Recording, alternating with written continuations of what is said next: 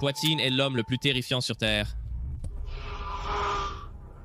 Pour chaque victoire de championnat et nouveau troupeau, une âme ensanglantée et meurtrie abattue par les mains de Pierre de Poitin. Ce sont les victimes d'Alex Pereira.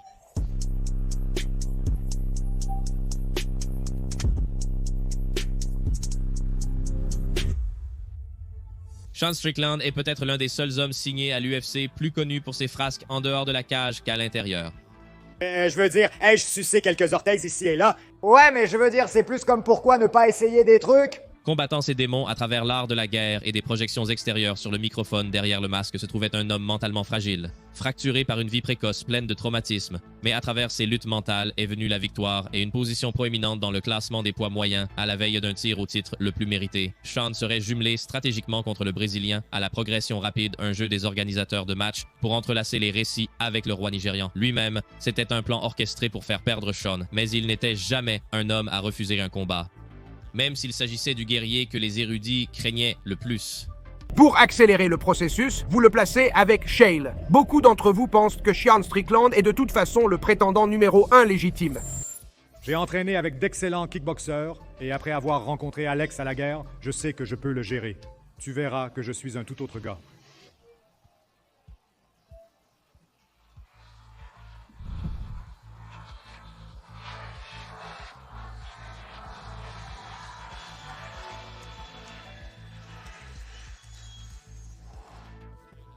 Malgré sa nature erratique, Strickland prendrait cela dans sa foulée, se retirant honorablement, bien loin de sa personnalité grande gueule. Pour Poetan, la victoire a bien vieilli aussi amateur qu'il avait fait paraître Stricken avec ce coup de main gauche. L'Américain finirait par trouver la même distinction que le Brésilien, soulevant l'or des poids moyens. Une victoire consolidée par la sagesse de Pereira. Après la confrontation, les deux ont forgé une amitié improbable, surmontant les barrières linguistiques dans la salle d'entraînement. Comment ça va, mec? Où suis-je, mec? Où suis-je? Oh, ouais, battons-nous à nouveau, ne me mets pas KO cette fois. Tu peux toujours me soutenir maintenant? En matière d'héritage de combo, presque tout a déjà été dit sur le dernier Stylebender. Bien qu'il soit maintenant en fin de carrière, succombant au temps, peu oublieront son héritage en tant que l'un des plus grands poids moyens de l'UFC. Mais peut-être plus encore, sa rivalité légendaire avec Poetan, qui a été immortalisée par une seule phrase fatidique. Et puis, il y a ce méchant ultime qui était juste dans un putain de bar au Brésil et c'est lui qui a dû ouvrir sa bouche. Il va dans un pub raconter des histoires comme quoi il aurait battu un type tentant d'obtenir une fellation d'une prostituée droguée ou un truc du genre. La haine née de leurs escarmouches dans le monde du kickboxing hantait visiblement Adesanya, même après être passé aux arts martiaux mixtes et avoir trouvé la gloire à cause de ses défaites face à Alex. Ces mots fatals prononcés ont été un catalyseur pour le Brésilien, allumant le feu et marquant ses premiers pas dans l'UFC. Tu verras Pereira en vrai, comme dit ici. Et je me dis, ok, il est doué d'ici. C'est probablement le meilleur kickboxer de tous les temps.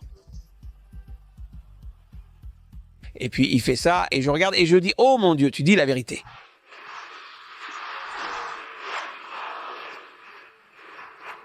Les graines narratives de leur querelle cultivées par Dana White et Hunter Campbell, la course de Pereira à un titre a été orchestrée et non méritée, mais l'UFC est une entreprise qui privilégie le théâtre et les histoires sur le principe de combat et à l'UFC 281, il se heurterait enfin à l'intérieur de l'octogone au lieu du cercle carré.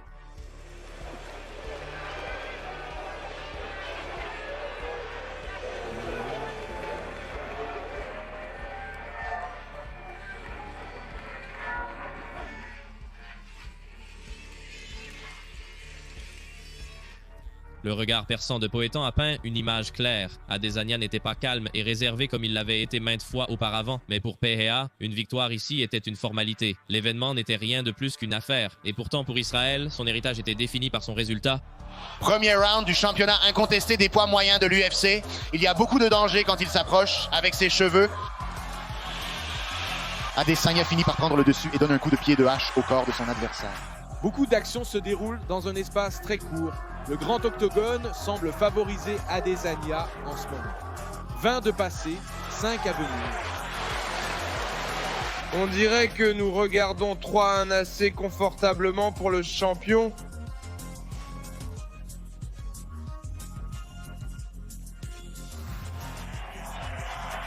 Adesanya a 5 minutes de rester la référence de l'UFC à 85 kg. 5e et dernier round. Gros coup de Pereira. Gros coup.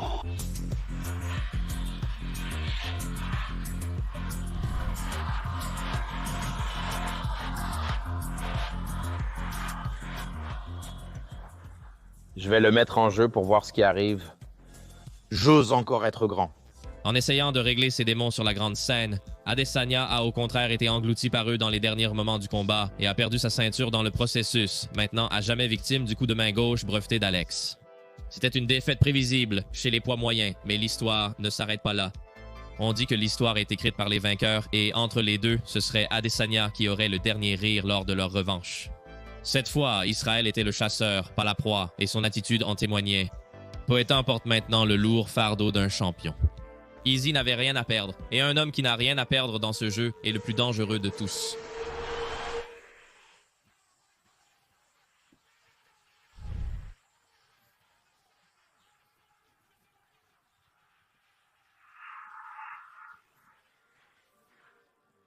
Le seul homme à avoir battu Poitin dans ses 8 cages, leur querelle s'était conclue sans rancœur, avec un respect mutuel gagné par le combat. Peut-être qu'un jour, dans une autre chronologie, ils seraient plus connus comme alliés que comme rivaux.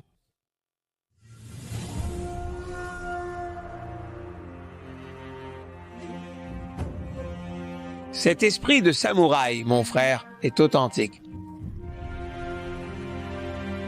Yuri n'a que de mauvaises intentions, il y a de la chaleur surtout.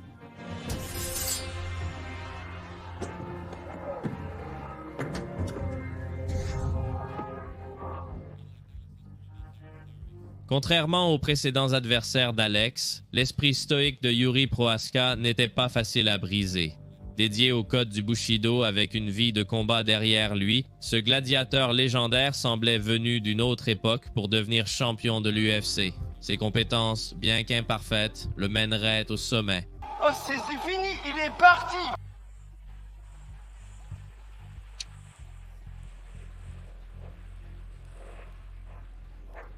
Une victoire définie par la guerre légendaire précédente. Le résultat de cette nuit déterminerait l'avenir de Poatan. Son mentor, entraîneur et dans bien des aspects une figure paternelle, Glover Teixeira, gisait battu et meurtri, sa ceinture prise. Bien qu'à l'époque, à l'UFC 275, Alex Pereira était relativement inconnu dans le monde du art martiaux mixte, il avait marqué Jiri Prohaska pour toujours, attendant son moment de vengeance. 20 événements plus tard, Teixeira, à la retraite, était dans le coin non pas en tant que combattant, mais entraîneur, transmettant ses connaissances à l'homme aux mains de pierre. C'était une bataille qui ne pouvait pas être gagnée uniquement par la guerre mentale. Le regard perçant d'Alex aurait peut-être fait échouer des hommes moindres, mais le samouraï tchèque restait imperturbable. Le seul chemin vers la victoire était plutôt à travers l'attrition non adultérée. Regardez cette confrontation, intensité, wow. Deux athlètes stoïques, intenses. Pour moi, c'est la meilleure confrontation de l'histoire du sport. Il n'y a pas comme ces deux gars se regardant l'un l'autre, en regardant dans l'âme de l'autre. Yuri Prohaska en rouge ou Alex Pereira en jaune, seule prise pour Prohaska. Ce n'est pas là où mes cheveux veulent être.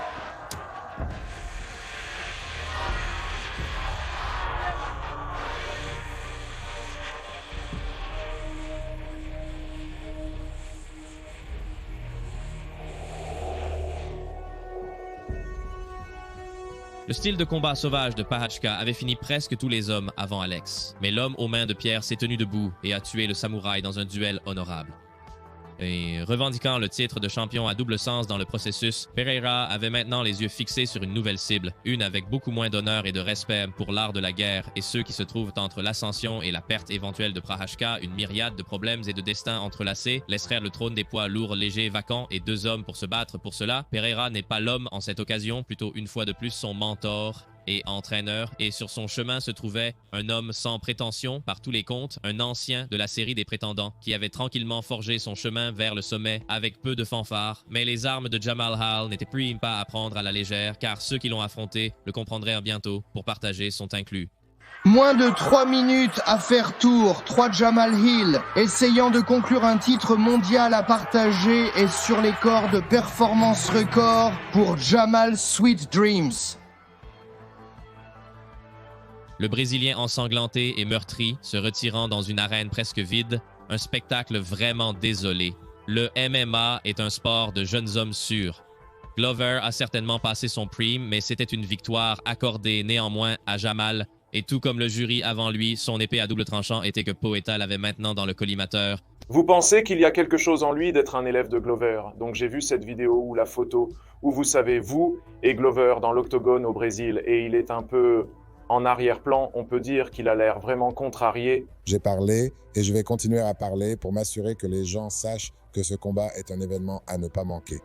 Lors de l'événement principal de l'UFC 300, la ceinture a changé de main, laissant Pereira diriger la division.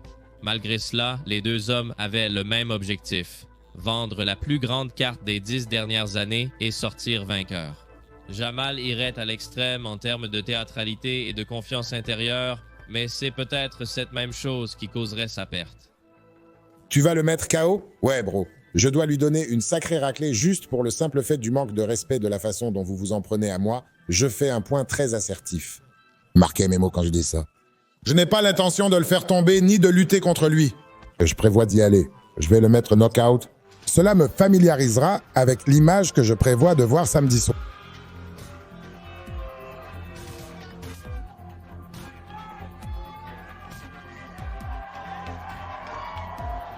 Eh bien, l'UFC 400 pourrait être en 2032. Alors, profitons de cet événement principal à l'UFC 300.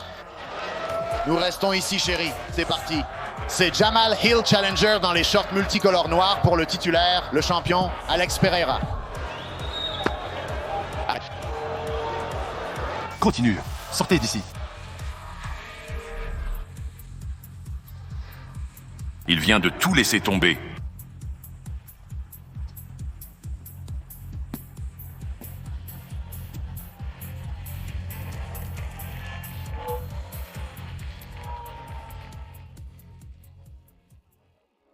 La rédemption pour son frère déchu avait propulsé Poetan vers la super célébrité, une victoire méritée. Cependant, l'incapacité de Jamal à accepter ce résultat nuirait à sa cote. C'est compréhensible car atteindre de tels sommets nécessite une croyance inébranlable en soi, qu'on gagne ou qu'on perde. Je n'ai subi aucun dommage. L'essentiel de la chute, c'était moi qui tombais. Je me souviens de tout, notamment d'avoir levé les yeux et vu ses jambes. Je me souviens de son arrivée. Il a réussi à me déstabiliser avec quelques coups de l'autre côté, mais je suis resté lucide tout du long. Malgré les discussions et la poussière déposée depuis longtemps, Pereira le roi, talon ou prétendant encore une fois, le arts martiaux mixte n'est pas un jeu pour les combattants vieillissants, et malgré sa domination, les griffes du temps ont commencé à s'enfoncer dans Poetan.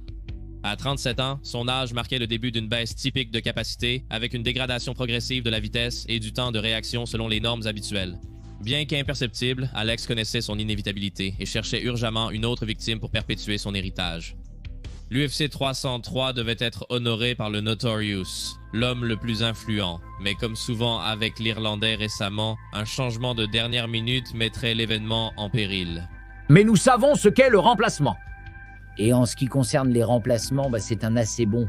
Le nouvel événement principal est Alex Pereira et il affronte l'ancien champion des poids lourds légers de l'UFC, Yuri Prochazka.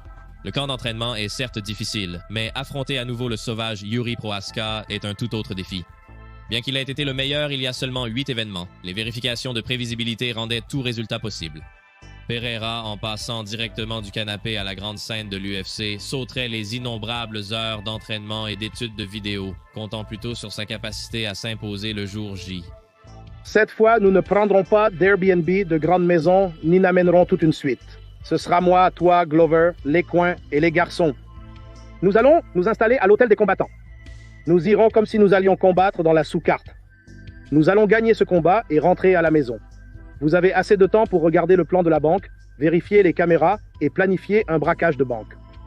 Ou parfois, vous donnez simplement une arme à vos amis, leur dites de monter dans la voiture et allons simplement braquer une banque ensemble. Pour gagner, il faudrait évidemment cette mentalité. Et il y a aussi quelque chose de bien plus sinistre. La tenue tribale de Pereira et chaque construction rebondissante avaient été révélées comme n'étant pas quelque chose purement pour le spectacle, ni simplement pour frapper de peur le cœur de ses adversaires. Aux yeux de Prochazka, cela représentait plutôt quelque chose de surnaturel. tout le monde sait qu'il travaille avec des chamaniques, avec des chamans. Mec, son esprit. Tu sais ce que Jerry a dit à propos de toute cette histoire de Juju comme ça? C'est réel. Il fait ses rituels avant le combat. Tout le monde peut ressentir ce qui est autour de lui et ce qui se passe. Donc, et je pense qu'Alex ne peut pas se battre sans ça. En reprenant les peintures et les motifs de la tribu indigène Pataxo, dont son ascendance est tracée, Alex canalise à chaque sortie cette énergie vers une victoire dominante, et tout comme cela s'est produit à l'UFC 295.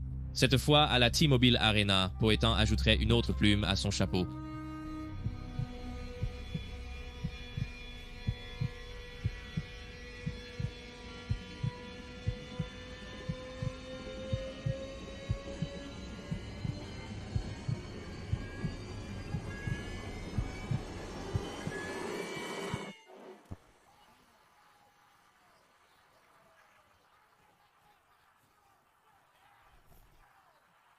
Alex Pereira reste au sommet du monde du arts martiaux mixte et reste toujours l'UFC incontesté. Un message pour lui, je sais qu'il parle beaucoup de sa spiritualité, juste pour qu'il sache, tu sais ce que je veux dire, le même Dieu qui nous bénit est celui qui nous protège, et je prie beaucoup pour lui et pour moi pour être bien après ce combat. Pour beaucoup dans ce jeu, c'est une dure dose de réalité qui instille la motivation et l'éthique de travail pour devenir un combattant de arts martiaux mixtes, et l'histoire de Khalil Rountree n'est pas différente. Je n'avais pas le courage de vraiment affronter certains défis parce que je n'avais personne pour me rassurer que tout irait bien. Je fumais 2 paquets de cigarettes par jour. Je buvais de l'alcool sans arrêt. Je prenais au hasard des médicaments prescrits cherchant simplement à engourdir ma douleur. Je me rappelle être monté sur une balance qui affichait 305 livres. Et c'est à ce moment-là que j'ai commencé à réfléchir, d'accord, que puis-je faire pour m'accrocher à ma vie? Et c'est ce qui m'a poussé à commencer des choses qui impliquaient la forme physique et la santé. Le arts martiaux mixte serait la main guide, transformant un homme qui pesait autrefois plus de 300 livres en une machine de combat qui a finalement trouvé sa place sous la bannière estimée de l'UFC. Ces mêmes luttes dans la vie précoce de Rountree, qui ont catalysé son pivot vers le sport, ont également été le moteur pour devenir un plus grand guerrier. Adopter la base du Muay Thai qui avait porté tant de champions au sommet était une transformation nécessaire pour transformer Khalil d'un bon combattant en un grand combattant. La transformation de ce combattant depuis son séjour en Thaïlande est incroyable! C'est une vraie bête! Quand je le voyais lancer ses coups de pied, je me demandais qui est ce gars? Il était brutal. Comment es-tu devenu ce gars?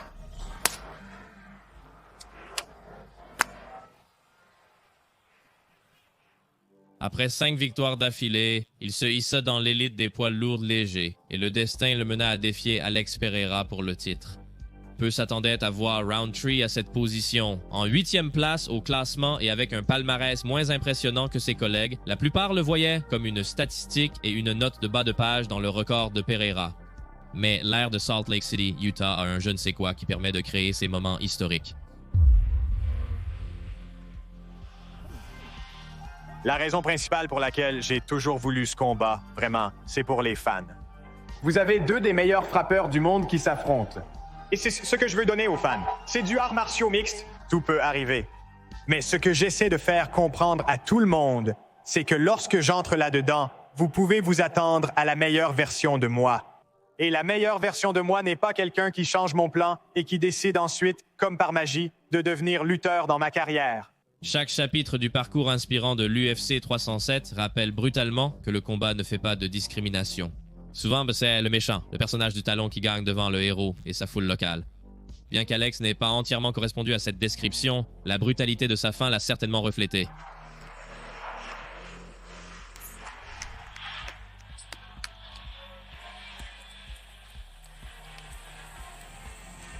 Jamal Hill a été vu en train de bâiller après le combat. On dirait qu'il insinue que le combat était ennuyeux. Je suis curieux de savoir si vous pouvez répondre à ça.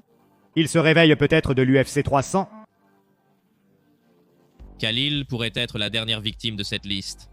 Un autre adversaire de Poetan, mais il s'est retiré avec honneur en étant l'un des rares à briser le bouclier d'invincibilité d'Alex, gagnant ainsi le respect de son rival et des sceptiques. Alex, victorieux et défendant à nouveau son titre, cherche maintenant une nouvelle victime.